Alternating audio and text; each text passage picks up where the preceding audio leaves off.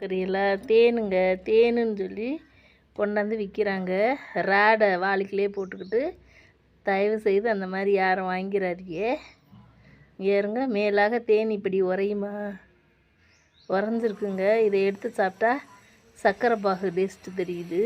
இதை எடுத்து சாப்பிட்டா வெள்ளைக்கட்டி டேஸ்ட்டு தெரியுதுங்க. இந்தாருங்க ஒரு ஸ்பூன் போட்டு எடுக்கிறேன். இதை வந்து நான் ஃப்ரிட்ஜ்லையோ எங்கேயுமே வைக்கல, வெளியில் தான் வச்சுருந்தேன்.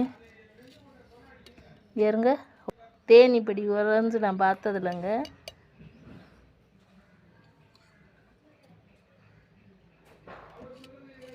இது வாங்கி நான் 2 மாதம் இருக்கும். சரி இருக்கட்டும், இது எதுவும் இப்போ தேவைப்படலைன்ட்டு இப்போ தான் எடுத்தேன், தேவைப்பட்டுச்சுன்ட்டு எடுத்து பார்த்தா இப்படி இருக்குது. மேலாப்பில் தான் இந்த மாதிரி உறைஞ்சிருக்குன்னு பார்த்தீங்க. ஆனால் பாருங்கள், ஏறுங்க சரக்கு சரக்குன்னு கேட்குது பாருங்க, அவ்வளோதுக்கு உறைஞ்சிருக்குங்க. உள்ளேயுமே அப்படித்தான் உறைஞ்சிருக்கு. லைட்டாக தேனை கலந்து சர்க்கரை பாகு ரெடி பண்ணியிருக்காங்க.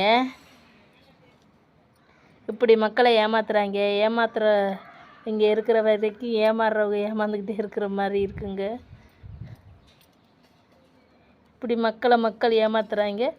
பார்த்து நடந்துக்கோங்க. இந்த மாதிரி தேனெல்லாம் வாங்கக்கூடாது, வாங்காதியே. இது மாதிரி நான் வர்றதெல்லாம் வாங்க மாட்டேங்க. எப்படியோ பக்கத்தில் எல்லோரும் நானும் வாங்கிட்டேன். இப்போ பார்த்தா இது சர்க்கரை பாகு தாங்க, அப்படியே உறைஞ்சி போயிருக்கு. தேனில் கொஞ்சம் சர்க்கரை கலந்தால் கெடாது போல். அது அப்படியே கொஞ்சம் தேனில் சர்க்கரையை கலந்துருக்காங்க.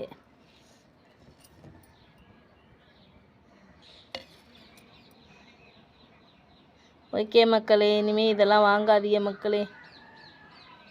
இந்த தேனை விற்கும்போது என்னென்ன அவன் பேசுனேன்னு நான் வீடியோ போட்டிருக்கேன் பாருங்கள். பயங்கரமான ஆள், அப்படி பேச்சு திறமையாக விற்றுட்டு போயிட்டாங்க.